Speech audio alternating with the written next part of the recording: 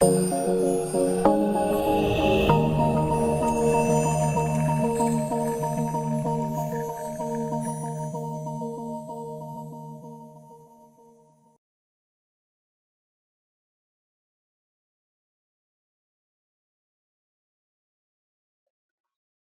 warahmatullahi wabarakatuh.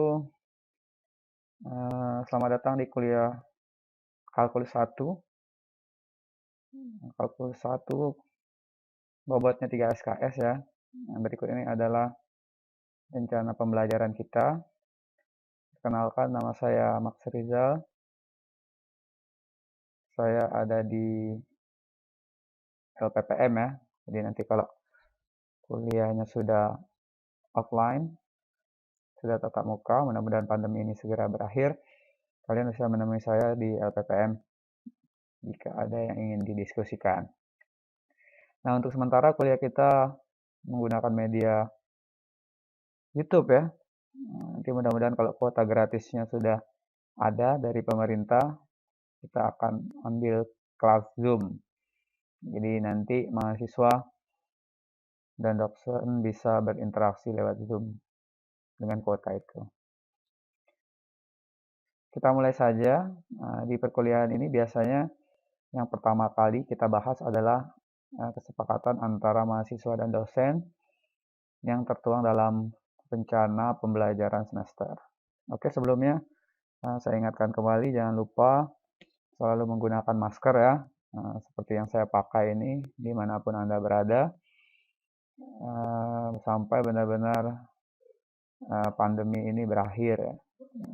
Apa sih kalkulus itu? Nah, ini bisa dilihat dari deskripsi mata kuliahnya, yaitu ada kaitannya dengan matematika yang isinya antara lain tentang sistem bilangan real. Bilangan real ini artinya bilangan nyata. Kita bisa mencaca 1, 2, 3, dan seterusnya. Atau nanti diperluas menjadi bilangan negatif dan positif ya. Intinya bilangan nyata lah. Bisa juga koma-koma dan sebagainya. Kemudian ada topik pertidaksamaan, fungsi, limit, fungsi, turunan, dan integral. Jadi saya rasa ini sebenarnya kalkulus 1 sudah tidak asing lagi ya, karena ini baru sesi 1 ya. Tidak asing lagi di benak kalian karena sudah pernah diperoleh di jenjang sebelumnya. Jadi kalau kita hubungkan dengan jenjang sebelumnya, mata kuliah di semester 1 biasanya itu fungsinya sebagai jembatan, menjembatani pengetahuan yang lampau yang lalu untuk mendapatkan pengetahuan di bidang komputasi IT. Ini sumber utama kita itu ada Parsel ya. Jadi Parsel ini bisa kalian ambil yang berbahasa Indonesia, boleh dibeli bukunya, atau boleh dipinjam di perpus, atau boleh dipinjam di kakak kelasnya gitu ya. Yang kedua itu saya terjemahkan menjadi modul kuliah ya. Jadi ini akan saya kasih di link modul. Nanti bisa diakses di mahasiswa.atmaluhur.id ya.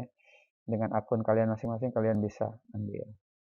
Nah, sumber utama tadi sebenarnya bisa juga diambil di Google. Ini di-download gratis. Kurang lebih 200 mega ini karena hasil scanan cukup besar. Cuma biasanya mahasiswa Indonesia kurang suka karena bahasanya Inggris ya. Tapi bagi mau yang ingin belajar bahasa Inggris lebih gitu ya, bahasa Inggris science, mathematics and science itu biasanya lebih sederhana. Karena kalau kita tidak tahu bahasa Inggrisnya ya kita lihat saja rumus matematiknya. Pasti dia minta calculation ya, menghitung, menjabarkan, intinya temukan gitu ya hasil dari itu. Nah, ini topik-topiknya. Jadi ini saya referensikan boleh dipakai juga, karena nanti ada juga solusinya gitu. Jadi setiap soal itu yang bernomor ganjil atau genap ya, itu akan diberikan solusi dan caranya. Jadi kalian tidak perlu lagi belajar dengan energi yang cukup keras, karena ya nanti jawabannya dan caranya bisa dilihat di sini. Oke, kembali lagi ke RPS yang tadi. Ini ya. Jadi yang kita pelajari itu tujuannya adalah mampu menganalisa, memahami dasar matematika pada topik turunan dan integral. Jadi kunci utamanya itu nanti pada turunan dan integral.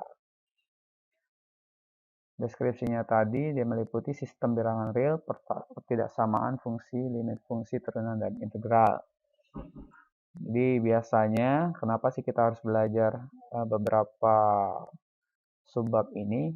Biasanya bab-bab ini memotivasi mata kuliah berikutnya, seperti sistem bilangan real. Di dalamnya ada konsep himpunan.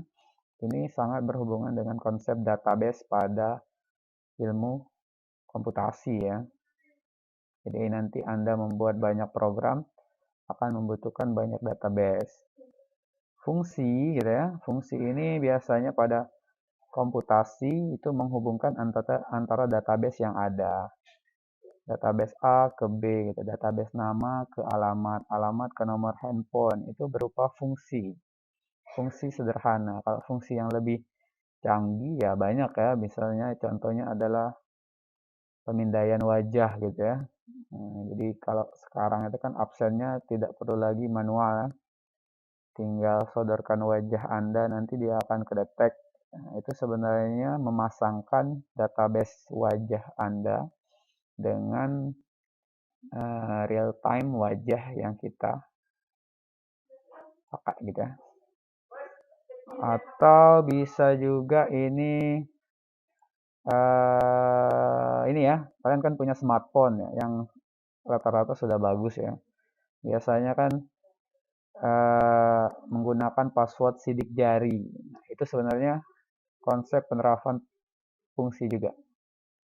Jadi bagaimana sidik jari Anda secara real time akan dipasangkan dengan database sidik jari itu sendiri.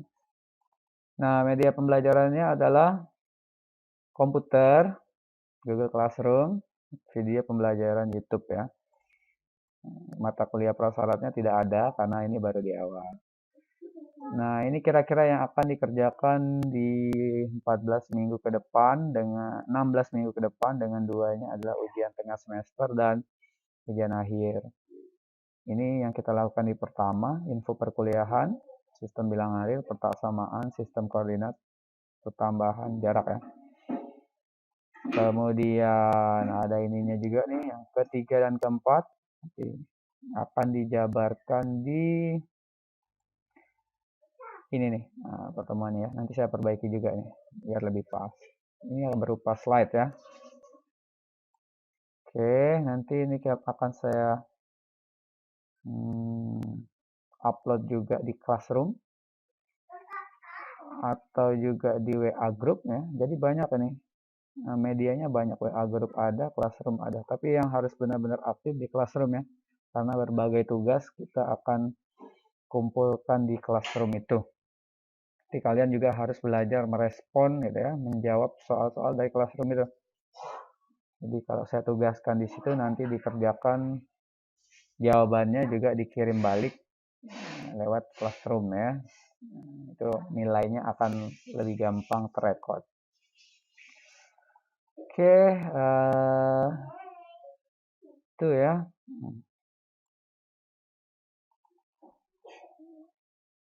Ini RPS kita.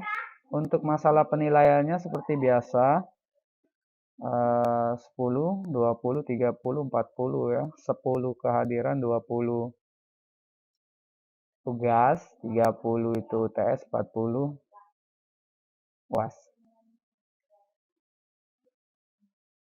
Nah, ini nanti dibaca lagi ya. Kalau ada yang mau ditanyakan, kita bisa diskusi di Google Classroom atau di WA Group. Oke, nah ini tentang RPS kita yang akan kita laksanakan. Nah, di pertemuan yang pertama ini kita akan bahas tentang ini sistem bilangan real ya. Sistem bilangan real. Jadi di bagian awal kita akan coba. Nah, saya ambil topik yang bahasanya bagusnya sedikit ya.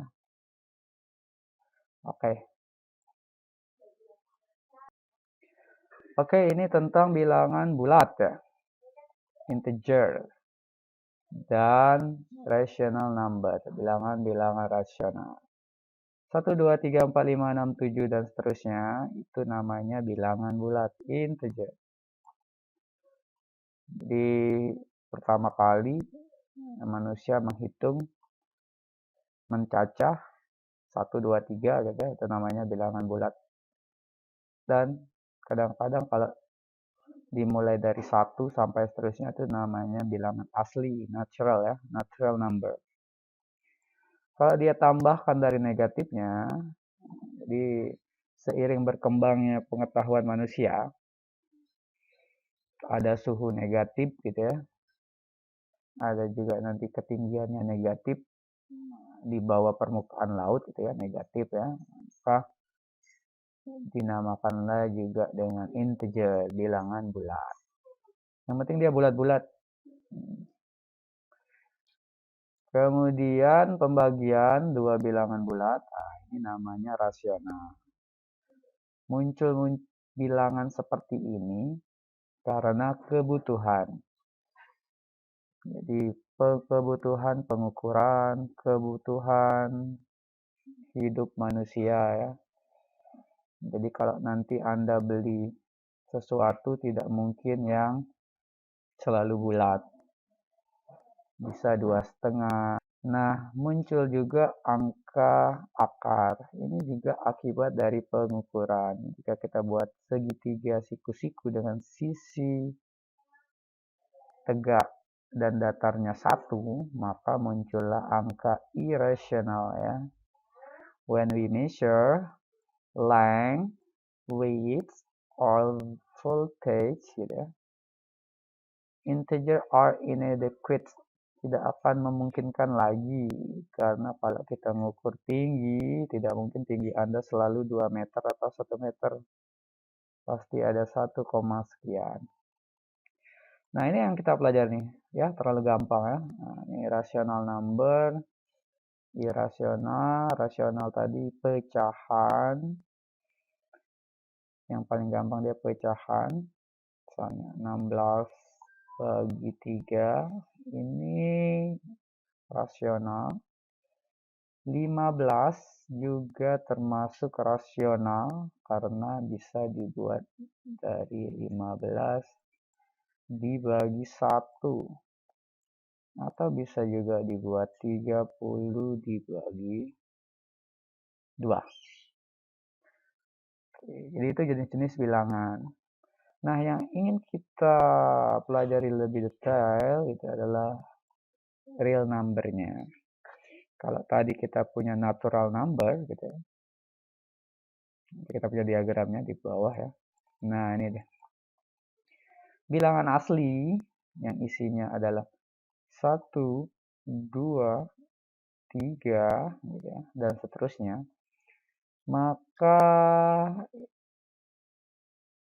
ini punya ruang yang lebih besar yang dinamakan dengan integer kalau kita ukutkan negatifnya dan kawan-kawan. Jadi ini kalau di jenjang sebelumnya namanya himpunan ya, ini diagram. Nah, yang lebih besar lagi bisa masuk rasional. Jadi bisa juga 2, tadi ya 3. 3 itu diambil dari 6 dibagi 2. Bisa kan? Nah, jadi masuk. Kemudian himpunan yang lebih besar lagi, ini namanya irasional. Bilangan akar. Ini akar berapa misalnya? Akar 2. Nah, kumpulan dari semuanya ini, nah itu baru namanya bilangan real. Jadi bilangan yang ada di dunia nyata, yang bisa kita temui. Tadi kalau mau membeli sesuatu, mengukur banyaknya orang suatu tempat, mengukur berat dan sebagainya. Tapi apa kita pakai itu? Oke, kemudian nih perulangan dan bukan perulangan desimal ini punya sifat-sifat yang bagus gitu ya, yang kelihatannya seperti desimal yang tidak berulang gitu ya, yang berulang itu akan menjadi bilangan rasional ya. Ini sifatnya. Desimal-desimal yang berulang gitu ya, itu bisa menunjukkan dia suatu bilangan rasional. Kelihatannya dia seperti irasional, tetapi ternyata dia adalah bilangan yang rasional. Rasional tadi adalah bilangan pecahan ya, yang bisa dibentuk dari A dibagi B. Ya. Jadi itu yang kita pelajari. Nah, di bagian awal ini cukup mudah ya. Nanti akan saya kasih juga bahan yang berbahasa Indonesia. Tapi yang bahasa Inggris ini juga kalau bisa dilihat ya. Mungkin beberapa tugas nanti akan saya screenshotkan dari e-book ini. Jadi siap-siap buka Google Translate sedikit seperti ini ya. Nah, ini misalnya ini akan saya tugas nih. In a problem 1 until 16, simplify as much as possible. Sederhanakan jika mungkin. Ini kan kayak anak SD nih. Jadi topiknya sederhana. Jadi di pertemuan awal dicoba nomor 1 sampai berapa nih maunya? 10 ya. 1 sampai 10. Nanti di foto dikirimkan di Classroom ya. Kalau nanti bingung cara mengirimkan di Classroom boleh di Japri ya. Oke, demikianlah penjelasan singkat ini. Kita akan teruskan di Classroom. Mudah-mudahan minggu depan kita sudah bisa pakai Zoom ya. Jadi Anda akan merasa kuliah seperti biasa. Oke, demikianlah saya akhiri. Assalamualaikum warahmatullahi wabarakatuh.